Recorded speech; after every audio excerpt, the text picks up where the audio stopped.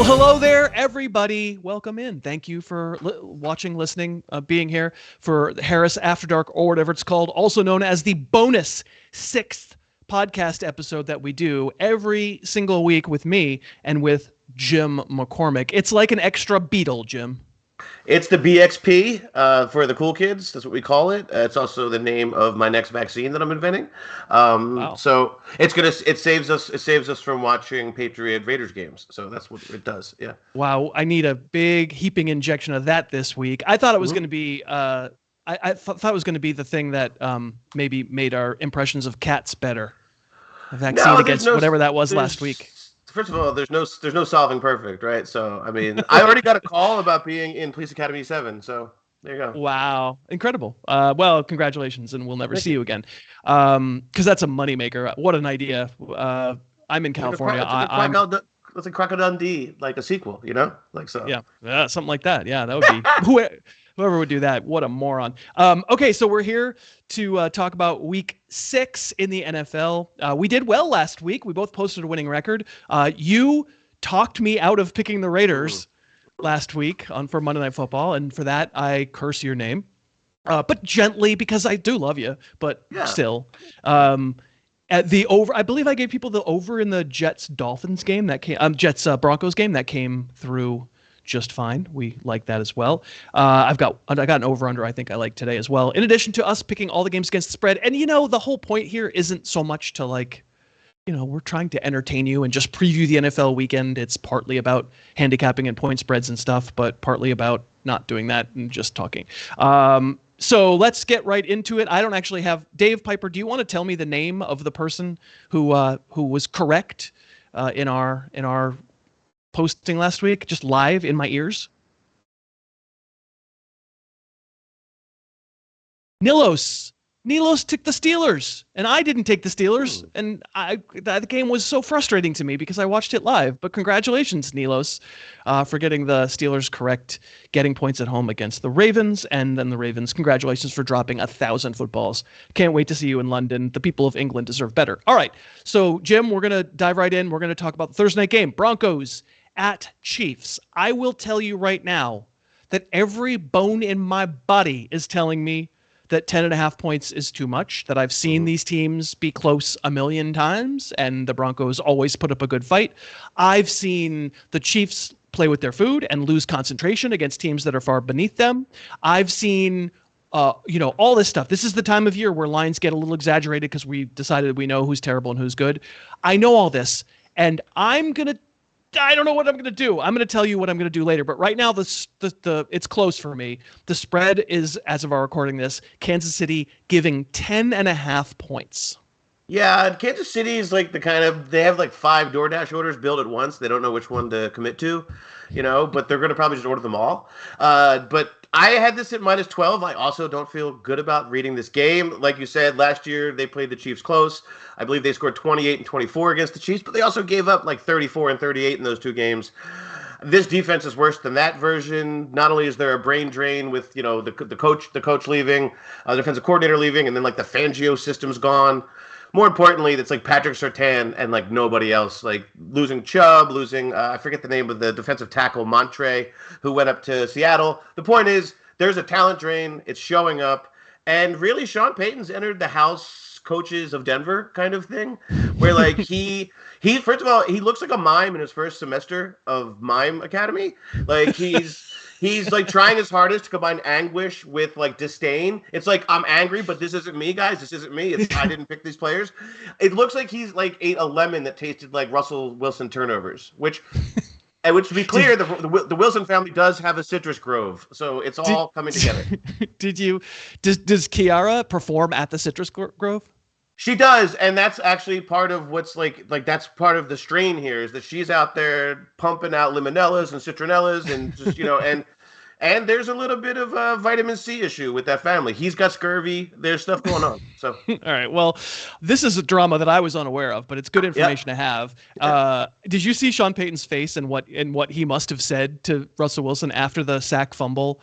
He's like, it's in front of him. It's not the blind side. It's in front of him. He turns around from the guy. He lacks object permanence, so he forgets that he's there and just kind of blah blah blah, and then he gets hit and fumble. I mean, I actually know what he said. The moment. He said you got to. He said don't BC me, CC me on the every future email. That's what he said. So. I mean, that also is good inside information. See, this is why doing this show with an aristocrat, an underscore Baron, is just very educational for me. So you're on Kansas City, I take it. I am, yeah. I know a lot of rich failures, so that's my thing. So you do. Present company accepted, of course. Mm-hmm. I'm gonna do it for the point of differentiation, and I know because you know what? I know it's the right thing to do. It doesn't feel right. It doesn't feel right for me taking these points, giving these points. Yeah. I know the right thing to do. We're gonna hit a solid double as opposed to swing for the fences. The right thing to do from a handicapping perspective is too many points and take the Broncos. So I'm gonna take the 10.5 points. There's a real great chance this is 28-0 at halftime and I eat this hard.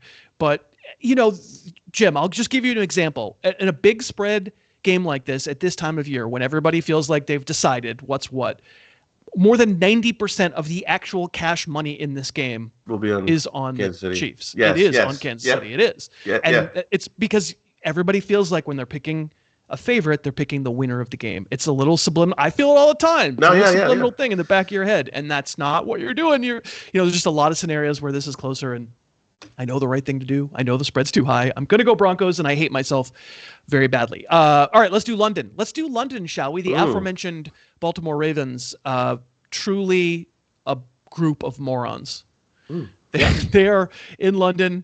They're wearing the Buckingham Palace hat backwards. They're looking for the queen who's been dead for more than however many years it's been. They are stupid, and they are playing against the Titans, who are smart and bad at football. The Ravens are 4.5 point favorites. And the cool thing is, the UK just got The Wire, so they're just fascinated by all of this. But wait, is it the Ravens who are fascinated? Because the British are fascinated. They're like, Baltimore's coming. This is beautiful. I'm going to this McNulty. So I get it, except for it seems likelier that the Ravens are so stupid that they didn't even know The Wire took place in Baltimore. Right, that's probably what it is. They probably think The Wire is like when Lamar Jackson took his own braces off. Do you remember that game where he just took them off? And so they call that The Wire game, and they're like, remember that time? And so he extracted his molars. It was weird. But my thing is that the Titans secondary is not good. Except for Bayard, but I love their line. I actually think their weaknesses don't match up with Baltimore's strengths. I didn't say that really well, but what I mean is I don't think Baltimore is very equipped to pick on the things that Tennessee doesn't do well. I had this at minus 3.5 points. Baltimore. I'm just going to go with. I think it's a grind. Even though Tennessee's not in the AFC North, they sure play like an AFC North team. I feel like this is just a slap fight, roast. I don't know what's the food. It's hot chicken versus rare beef, whatever they eat, pit beef. I am going with Tennessee. Yeah, sorry. You're going to Titans. I am too, but I said it at 4. You said 3.5. I don't see this is a stay away. I don't I don't love it for real, but we're picking all the games here. It doesn't feel good to be on the Ryan Tannehill side, and the fact is that at the height of their powers, the Ravens are a lot better. They are. But are we ever going to see them at the height of their powers? This isn't Lamar's fault. All the balls were right there. He should have had 4 touchdown passes in that game. People are complaining about his fantasy output last week. I'm like, dude, don't take it up with him. Rashad Bateman with the worst drop I've seen in this millennium. I'm surprised how not good he is. I thought he was going to be good. So. He's real not good. But whatever. I don't find a ton of value in it. But I'll be on the same side as you. I'll say Tennessee, and really, it's just about taking the points and just being I'm good. We'll get to the rest of the games in a second. Let's thank DraftKings for being such a great sponsor. If you don't have a DraftKings account and you live in one of the states where it's allowed, you can maybe place a wager or two on some of these games. We very strongly recommend that you not wager very much. Please go calm and easy. I find that having $5 or $10 on a game is plenty to get me rooting in a game that I'm otherwise neutral on. It's fun to have a place to play. And if you sign up using the code HarrisTube, all one word, HarrisTube, because it's on YouTube, that will get you, if you make one $5 bet, they'll put $200 in bonus bets in your account right away to spread all over the place and bet them all over the place and have fun the whole weekend and see if you're smarter at this than we are. And, just the very act of using that code honestly. If you want to just find a nice way to support the channel and just make sure this happens again in future seasons, would just be make an account and play around a little bit with the code Harris too, because believe me, they're watching. We're hoping that enough people use that code they'll continue to sponsor. We appreciate DraftKings very much. They're my longest term sponsor. Again, you get one $5 bet gets you $200 in bonus bets when you sign up using the code HarrisTube. Jim, I have done my business. We are on to the main slate on Sunday. Carolina Panthers. This is going to be a common refrain.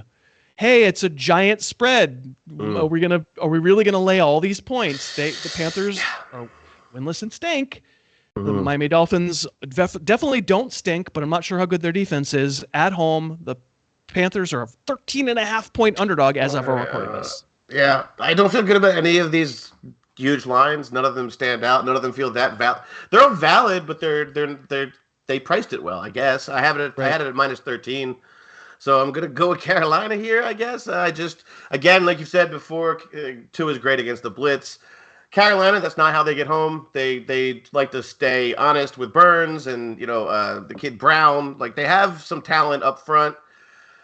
Most importantly, I just think it could be they could try to muck it up. And I think the biggest issue is this defense, this Fangio defense. Well, I don't know if it's Jalen Ramsey missing, but it's not that good right now, And they had the one great game against Buffalo, rather. But then you also against look back Denver. I'm sorry, Buffalo. Right. Buffalo, they got cooked. I'm saying, but it just also.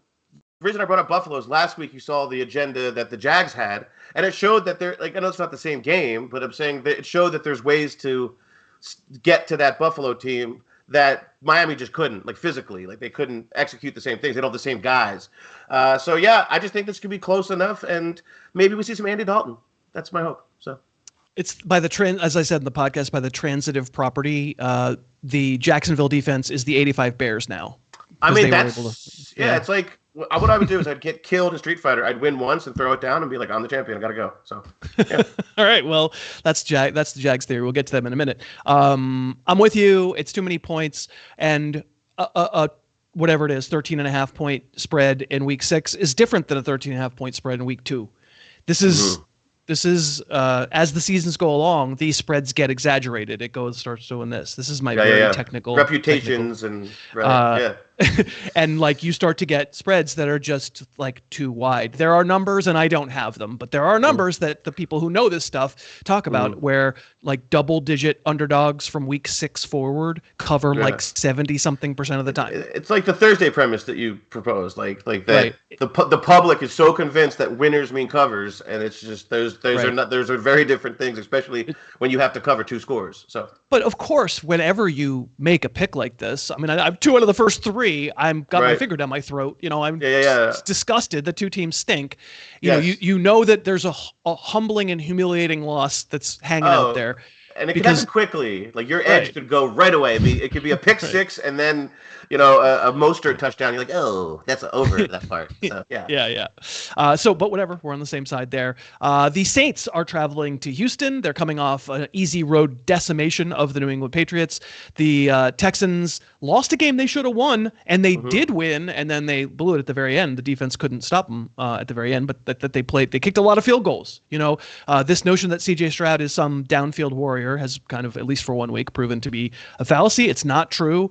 He just had a lot of blown coverages there and would make his yardage totals look good. But he's playing very well. Has the career record for the most pass attempts to start a career without an interception. That's not nothing. That's something. I can't go out there and only throw 10-yard passes and be like, see, I check it down. I throw 100 interceptions. So it's impressive that he doesn't. But at home, the Texans are a 1.5-point underdog. Yeah, that's a little closer than I thought, this line. Obviously, I had the Saints. I mean, not obviously, but I'm taking the Saints -3 here. Okay. It's really the defense. I think this is the same game management thing, but it feels a little funky. I keep calling back to that game, that Rams week 1 game in Seattle, where all of I would have went in and said I was 2 points off of that game, thinking the Seattle's an easy win. It just showed me that, I don't know, maybe Vic Vegas or Johnny Parlay, who's ever up there in the tower, pressing buttons and, I don't know, yelling at Marilyn Monroe. That person. Can I interrupt for a second? Is that a person that you just made up in your head? Are they dead? They could be, but I think they're like hallucinating and they're picking these lines. Oh, and okay. or whatever. Maybe they're not. Maybe it's like a Mad Men flashback. I don't know. And Okay. it's like I never think about you kind of thing. I am taking the Saints here. It's really their defense, not just what they did to the Patriots, but like they've been. I think it's like 11 out of 12 games they've allowed 24 or fewer points. Like that's pretty impressive in this era. I just think there's ways, and like you said, the interception thing. I'm gonna bet an interception. I like the prop of it, including that. It's going to happen eventually. This guy's going to turn the ball over. Maybe it's going to be the Marcus Lattimore or the Tyrann Mathieu, show up because this secondary is really, really good for the Saints. So yeah. Yep. I'm on Houston. This actually opened at 2.5, so it opened closer to your number. It's actually gone to 1.5. I didn't know that. Yeah, but like I'm agreeing with the movement, so I'm gonna be on Houston here. I don't feel super strongly about it, but they're competent. Is that the take? They're just like they're a middle, and we talked about this last week. They're like an 8-win team.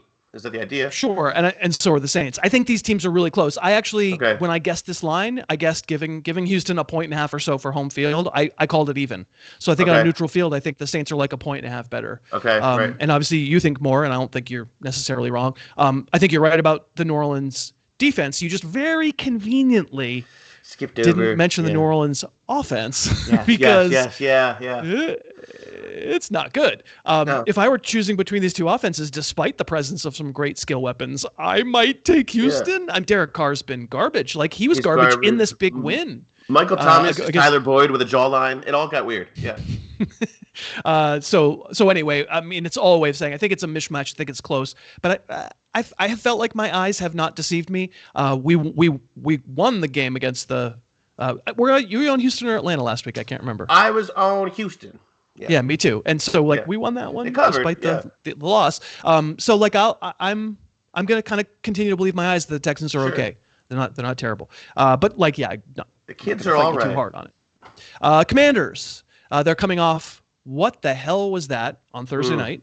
You can feel free to riff about that effort when we were both pretty heavily on the Commanders on that one. I was on the Bears. My analysis was on the Commanders. But my actual bet, I should say, I was talking about like the air guitar skills of Sam Howell, and then I was like, yeah, but no way, too many points. So Dave, if you wouldn't mind, when you're projecting what our overall numbers are for the season, picking games, can you give Jim a third column for his analysis? There's Chris, Jim, and Jim's analysis. Yeah. That'd be great. So all right. Well, anyway, Commanders certainly they befouled their uniform pants last week by not playing very well against Justin Fields, and they are going to Atlanta, and the Falcons are a 2.5-point favorite. Ugh. I'm back on. Even though I wasn't on, I'm back on Washington. First of all, I love that their name's the Commanders and they just have no command over anything. Again, I'm taking them. Riverboat Ronald might be on the way out. This might be the Eric Bieniemy show pretty soon. Not sure that's very exciting, but I don't have a read on Atlanta beyond the fact that they have an ironic mustache leading the team, and they just are there to hurt fantasy investors. That's like their only purpose in the world. But I honestly just I don't think either of these teams is that good. So just give me the points. That's really yeah. I mean, aren't these 6-win teams? These are 6-win teams. But the cool part is that they both spent a lot of draft capital to get there. That's what I like about it. So. Except at quarterback. God forbid. Exactly. God forbid you care about this position. So yeah. Right. So I'm also on Washington, but I guessed that it would be Falcons -2. So okay. Yeah, it's 2.5. So how excited am I really to be on this? But I am also on the Commanders here. The Colts, they are weird. And we have our first rematch of the season, and they're going to Jacksonville to play the Jags, and they're weird. The last time we saw these teams play was just 5 weeks ago, I believe, and the Jags gave them the what for. That was the Calvin Ridley game. And I guess last week kind of qualified as a Calvin Ridley game, but not like week 1. Last week was better, certainly for Ridley. Yeah. The Jags are a 4-point favorite at home. It opened at 5.5. So this opened Jags 5.5. And I'll tell you do you want? And it went right down to 4. Do you want to know my theory about why? Because all of the Jacksonville fans flew back from London. No, that doesn't make sense. That makes no sense. I mean, it did have. I think it's Gardner Minshew. Is it Gardner Minshew? What is it? It's the revenge game. Of course it is. No, it's not. That's not why. It is. I don't think that's why. I have that in here. It's the Minshew mustache revenge factor. said that. Right. So. I mean, speaking of ironic mustaches, you could get and Arthur Smith cut off shorts and lives in a trailer. It's all there. Right. So Right. He is truly one of Jacksonville's own. Is. So honestly, I think what it is that there's never, ever, I don't believe, you can tell me if I'm wrong, I don't think so, been a team that stayed over a week in London and played 2 straight London games.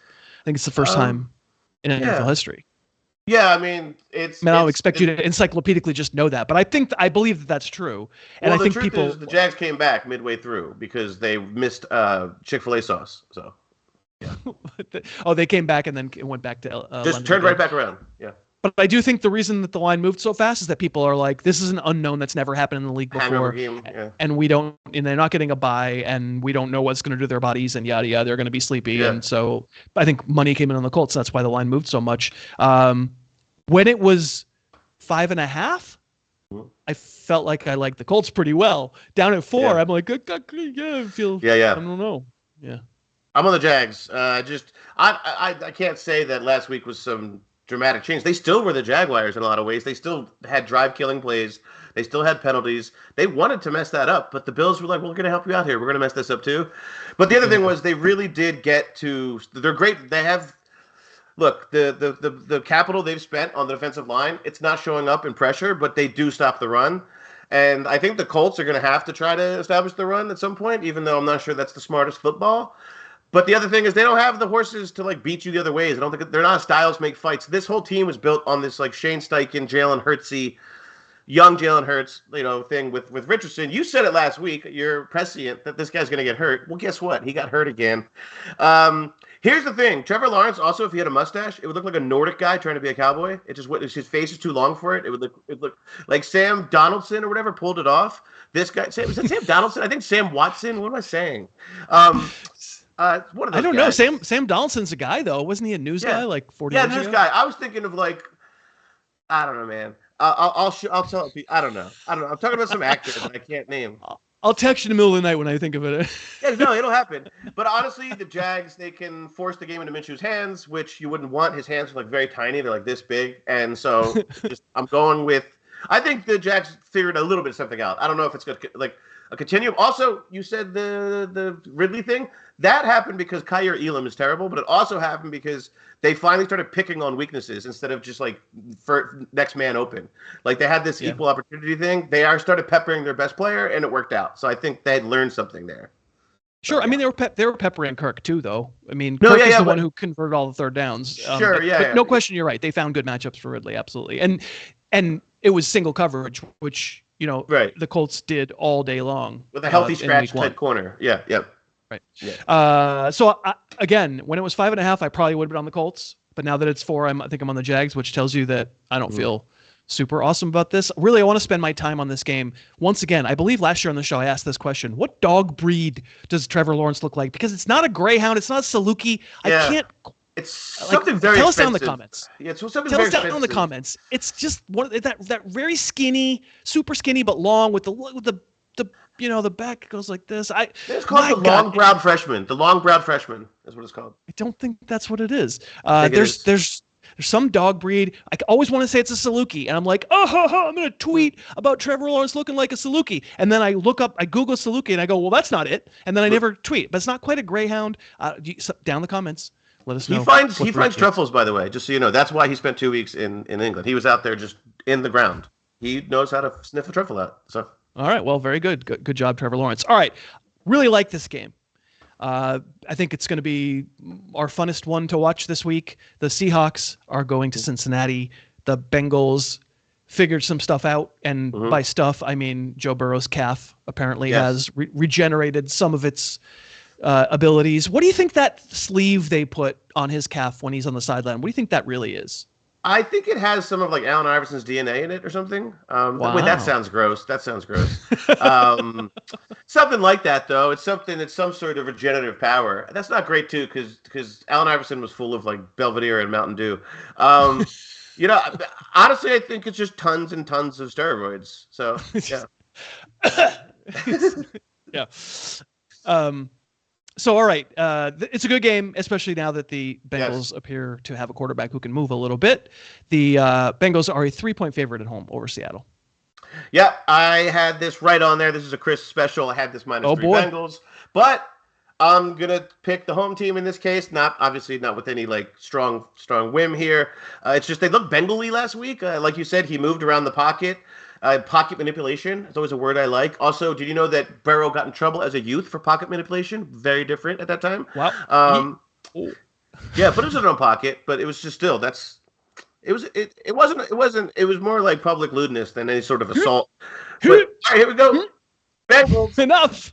All right, too much. That's too much. I'm gonna go Bengals. I'm also on the Bengals here. This feels like a discount. This feels like some level of trepidation still baked into the market, saying, "Did he really prove everything?" And honestly, it's fair. Like one game doesn't take away all the worries. It's the Cardinals, and they are good on defense. We've said it a lot, but like they take chances, and they left Jamar Chase single covered, and that was they got burned. Yeah. And so like I can't tell you for sure that Burrow is back. So I understand why the line is what it is. But if you had 100% Burrow, which I don't know that we have, but if you did, this line is 2 or 3 points higher. 5.5. Yeah. So I'm gonna take the chance that that is a little bit higher. This is the one where I like the over. I got the over actually at 43.5, which I enjoyed getting. It's actually moved up to 45, which made me feel smart. Yeah. But I think I still like the over. I think I like points in this game quite a bit. And we're both on the Bengals. All right, the Vikings are one and forever. And they're looking up at the Chicago Bears. No, they're not. Are they looking up at the Chicago Bears? No, they're both have one win, right? The Bears host the Vikings. That's 2.5. The Vikings are favored on the road. Yeah, this is gross. I'm going to take the points at home. I had this -1 Minnesota. I don't think they're good. This is the week that I finally get off the Minnesota train, and Kirk Cousins is going to just smack me with his boy band in the face. And what I mean is he does have a boy band he practices with. That's also why he's had some issues with connecting with his teammates. I just don't think the Vikings are good. And I don't think the Bears are good. So I'll take the points. This is like the NFC North version of Atlanta playing Atlanta. So, yeah. Playing this game is bad for your health. I think we're all going to agree with that. This opened at 3.5. Interesting. And I guessed it was going to be 3. 3.5, I would have been on Chicago, but at 2.5, I'm on Minnesota, and I don't feel great about it. And they're not particularly good. I mean, how much do you think this line is influenced by Justin Jefferson? Because you're still favored, so you think it would be? You think it would have stayed it? I mean, it's possible that the line opened at 3.5 and went to 2.5 for the Jefferson reason. I may be missing out on that. Sure. Well, I just think that's that's just I don't know how to quantify it. Like I said, there was one earlier this year.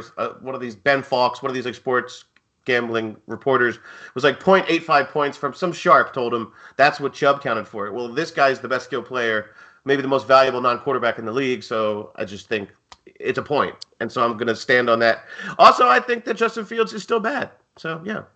I don't, but I don't know. I mean, it's funny because you think he's bad and I don't. Well, this is how I work. And you're on the Bears and I'm on the Vikings. Yeah. It's intellectual hedging. Great logic. Yes. Great logic. We are up to Dave Piper's game. Can we let slip a little inside baseball about what happened before this game started? Jim McCormick, it's 49ers at Browns. And what did Dave Piper say about the line in this game? He said, that his first initial read was the Browns getting 17 points, and that is a very expensive line to buy for yourself if you wanted to. I think that would be about minus 1,100. Right. Here's $5. So, will you give me $5.01 if I get it right? Yeah. Yes, exactly. But that 1 cent's going to go far because Jimmy Haslam might need that pretty soon. But give me the 49ers. I had this at 8. I could have went further if I wanted to be accurate. I think it's more like an 8.5 or 9 point game. They have all the ingredients. They're a super team. They really are. Like, they looked amazing. Deshaun, we don't know about, and so that's baked into this. I guess it doesn't feel that baked into the line because I would have it at 7 with Deshaun Watson. Yeah. Or 7.5 with Deshaun Watson. So, or maybe he's just bad at football and it doesn't really matter that much. So, there we go. Right. I mean, now we're told it's PJ Walker and not Dorian Thompson Robinson, which that's a good idea. I don't want to do that again. DTR. You have to have an abbreviated name. You have to have initials to start to back up Deshaun Watson. It's the new rule. So AJ Feely's coming in next. So yeah. All right. Well, PJ Tucker also. Wrong sport. Sounds like a really bad off-brand Paramount Network detective show. So just want to throw that out there. But also advertise here at Paramount Network. Yeah. That's right. We're up for sale. So PJ Walker not on the roster. The presumption that he's better than DTR, I guess maybe. Yeah, it's a weird set of circumstances. What's in the ether as we record this midweek is that Watson doesn't play, but we actually don't know that for sure. And so maybe there's like this again. This did is they trade Dobbs for a sixth? Right. Well, sorry. Go ahead. Yeah. But in theory here, this is another one where it's too many points and you probably should be on the underdog. And everybody knows the Browns have a really great defense, and it's a potential weather game. And there are potential, Brock Purdy really hasn't been pushed by a big pass rush yet. And there's all these reasons to be like too many points. And then you just go, but I'm not doing it. It's not happening. Yeah. Did I mention a potential weather game too? Like, I can't do it. And heavy food. They're going to go from ceviche or whatever they're having out there, some nice broth, some nice ramen out in San Francisco, and now they're just eating like meat stuffed Snickers bars, whatever's going on out there. So that is the Cleveland, the official candy snack of Cleveland. Yeah. I got to admit, I live in California part of the year, and I don't eat a lot of ceviche, I have to admit. Well, I mean, you're not in Kyle Shanahan's circle, so that's literally true. To end the early games, we are both on the 49ers, even though it feels like a little bit of a sucker spot. I mean, if ever a national TV game where they kill a supposedly other good team, this is the moment you fade them, right? But we can't do it. Okay, we're done with the early games. Now, the late games, and there is no inoculation for having to watch this. If you're me, because I watch the Patriots, and I don't know, Jim, how much longer that's going to happen, that I feel compelled to watch them live, because they're very bad at football. They're a 3-point underdog going to Vegas, and let me frame it this way. We've been talking about what the wise guys would do on some of these lines. Mm-hmm. And to me, this is another one that screams the wise guys would be on the Patriots here. Yeah, they absolutely would be. And spoiler alert, I am not going to be, because they stink so bad. But the logic that the wise guys would have, I'm interested if you have this logic too, if you share this feeling, is that the market will never be lower on New England. They've humiliated themselves 2 weeks in a row. That actually the first 3 games they were a different team, better. They have it in them to be better. They're finally playing a defense that isn't good, as opposed to 5 straight defenses that are, Miami's bad, but better than the Raiders. There's a lot of who are the Raiders to be favored against anybody? Right. There's a lot of that. And so I get where the wise guy argument is, but I'm just going to stick my finger up my nose and be stupid. And I'm on the Raiders. The footy pajamas, you got to pick the nose. I had this -3.5. I don't know why for Las Vegas. I think it's also no one's factoring in the Jimmy Garoppolo revenge, and he doesn't even know what he's revenging against. Like he's 2 teams. He's like, ago. Hey, he looks at Belichick. He's like, hey, I know you. Who are you? And so, But honestly, it's one of those games. This is that week where I don't feel great about anything. I also understand that this game's only going to be on Montreal radio. So if anybody knows French, that's good for you. I'm in trouble then, because I'm supposed to watch all these games. I gotta watching that one. But yeah, I get where. I hope people down in the comments tell us if you're smart about this. Hey man, taking the Raiders here is. You're a fish. That is stupid. No, it's true. The sharp move is going to be on the Patriots. It is. And the Patriots money line, I bet, is what a lot of people play. Like the smarts, not me. Right. But yeah. Right. No, I can't do it. All right. The Lions, who are very good and who, I think finally you and I are to the point where we're not thinking it's fake. Right. We're convinced, and we were both willing to give away a very big number against Carolina and never had to sweat it at all. Last week, they go to Tampa. Tampa's coming off of a bye, and they're coming off of a win, a pretty big win against New Orleans in their last week before the bye. And you and I can say that was somewhat tainted by Derek Carr checking down at Alvin Kamara 100 times and deciding on Saturday before the game that he's going to play when his shoulder wasn't right. But it's still counted as a win. Mm-hmm. The Lions are getting respect. They are a 3-point favorite on the road. Yeah, I didn't think it was enough respect. I have this at -4.5, so that's a full 1.5. I just did that math in my head. Tampa is near a bay, and they have Baker Mayfield. And like we said before, this was your book report. You spend your time around a lot of third graders. I just did a lesson on the Everglades. So it has nothing to do with Tampa Bay. Tampa Bay is a city. it has a bay. The Everglades is a river. It's 60 miles wide and 100 miles long. And so what I'm going to go for here is I just think it's a much better team. I think that this is a road thing, a bye thing. It's also like a Bucks still have some talent, which is true, but I don't know. Also, they're getting home. Like the Jags, they clearly should have Aiden Hutchinson on their team right now, but the Lions do, and I don't think it's being noticed as enough. Is that like he is like year 2, he's already like the guy. So yeah.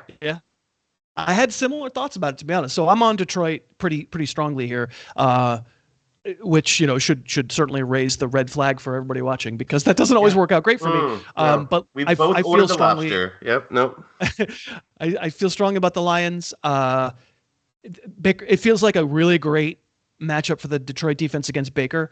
Not because Baker sucks, but because the more people you have waving their arms in the secondary, the more confused he gets. And it's really exponential. And we know the Lions they don't blitz. They don't have to. No. They get home, like you said, and they don't have to blitz. And that for me is a recipe of Baker Mayfield throwing picks. He always does. The reason that you didn't blitz Brady was because he could kill you with 100 defensive backs in the back there. It didn't matter, right? He's going to find where you left space. Right. And Baker doesn't have that. And I think panics and gets messed up. So strongly agree with you. Lions -3. All right. Here in Los Angeles, the first of 2 LA games this weekend, the Cardinals, who I've been on and have tragically lost with the last 2 weeks, where, boy, I thought they deserved better in both games. They were both games driving for the lead in fourth quarter, and then it all got away from them. They're coming and playing the Rams. The Rams are 7-point favorite.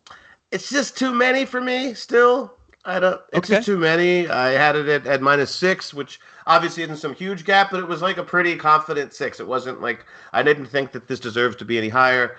I just watched this team closely, and McVay has his thing going. Like they have cut back and they're the motion. It's looking great, but at the same time, like they have like one defender. Really. And it's really tough to play defense with one guy. And Arizona just has a smash mouth weirdo take. And they're very similar on defense, like the setup where their guys are playing over their head. They're schemed up. It's just too many points. I think it's going to be gross. And I don't think James Conner being out really means anything. It means nothing. I just checked. Yeah. I'm abandoning the Cardinals. I'm not meaning to. I just thought the line would be higher. Okay. I kind of expected the market to react a little more. Right. So I set it at 9. So I guess I'm on the Rams. Sure. All the things that I've said about the Cardinals not being terrible, like I'll be reading something and it'll be obvious it's an NFL thing, but the people aren't watching the games, and they'll say, the terrible Cardinals, because they just have it in their mind they were supposed to be terrible, and they look at the standings and they see one win. I said this on Jeff Erickson's show earlier, like who's the better 1-win team, the Patriots or the Cardinals? Like, come on, it's this point not even close, right? Cardinals, Patriots, neutral field. What's the line right now for you? -2.5 Pete Carroll's. So it's going to be it's going to I would actually say like a 1-point spread for the Cardinals. Yeah. I think the Cardinals would be favored. I think they should be anyway. I don't know if they would be.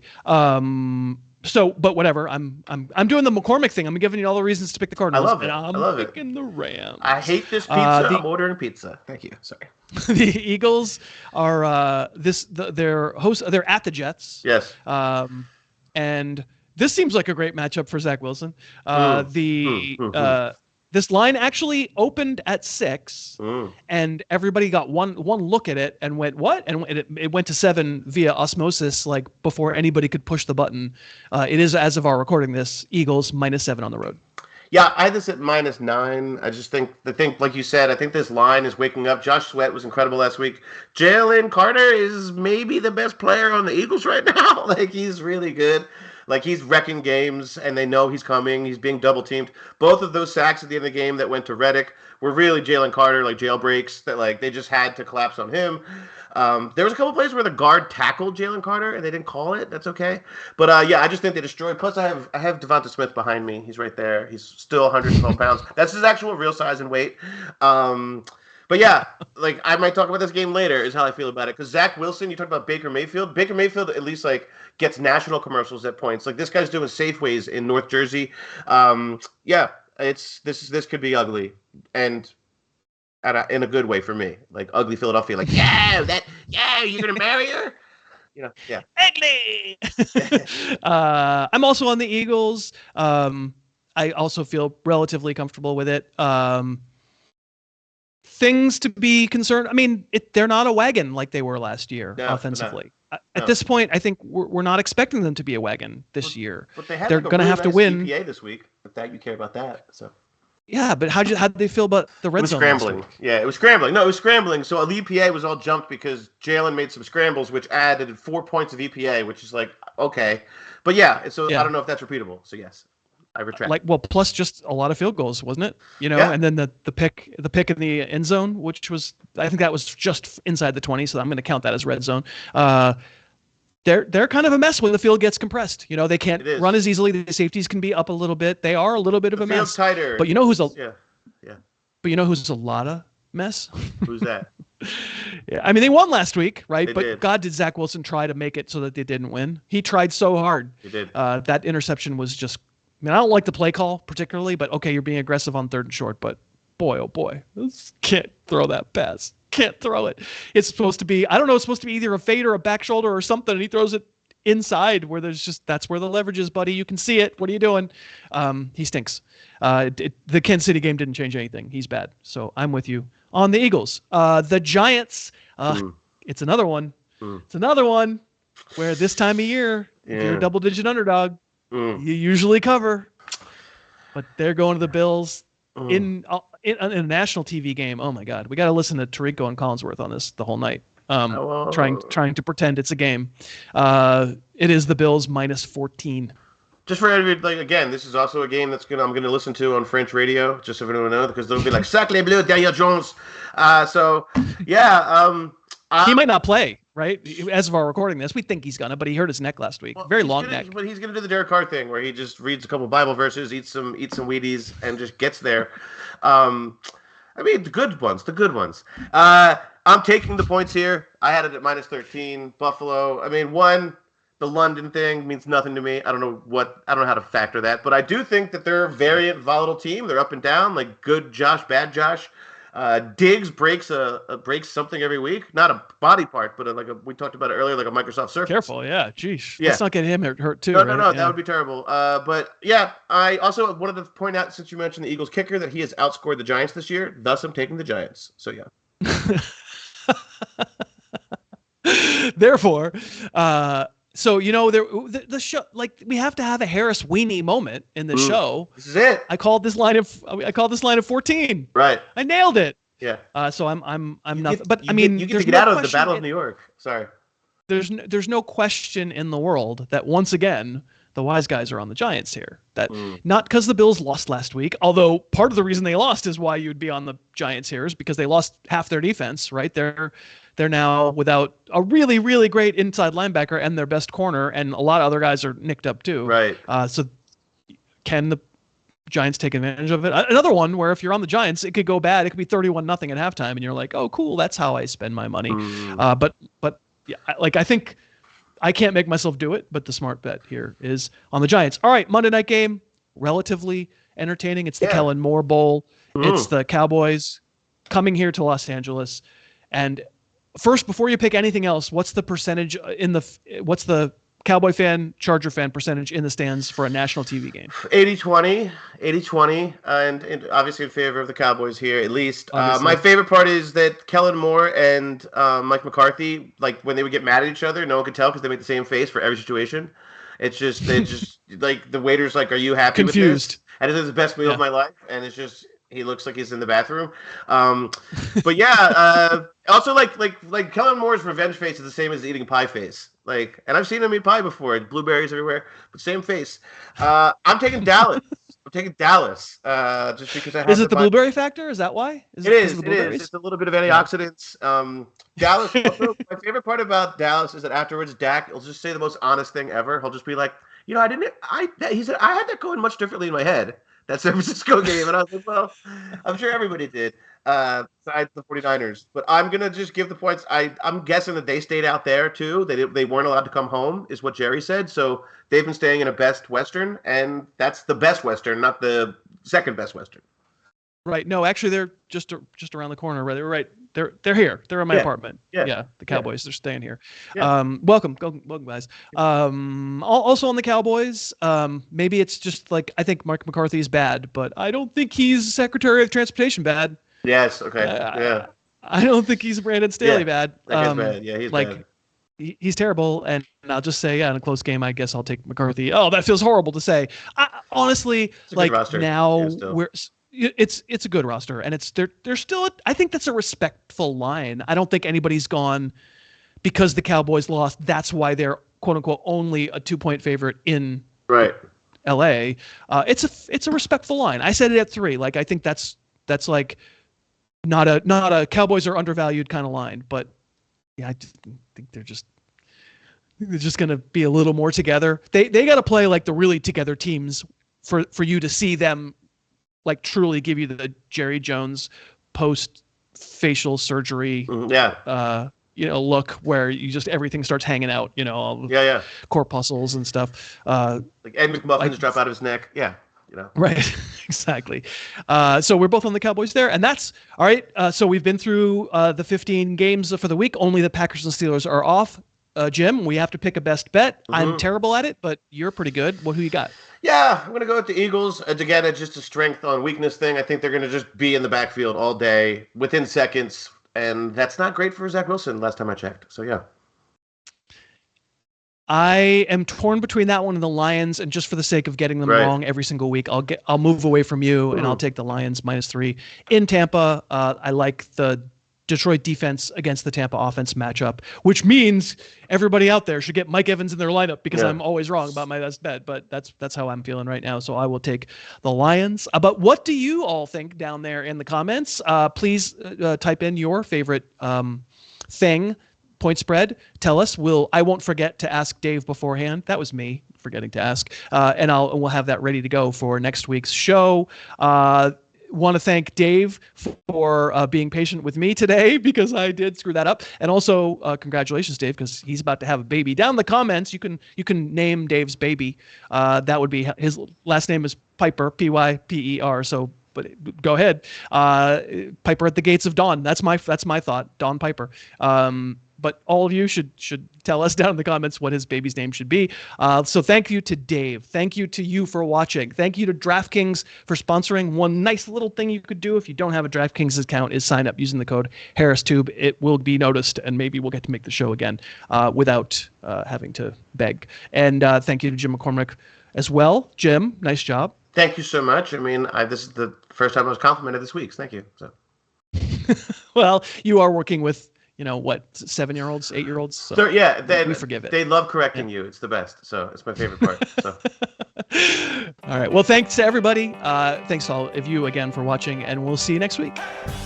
Thanks so much for watching. Please, please, please smash that like button.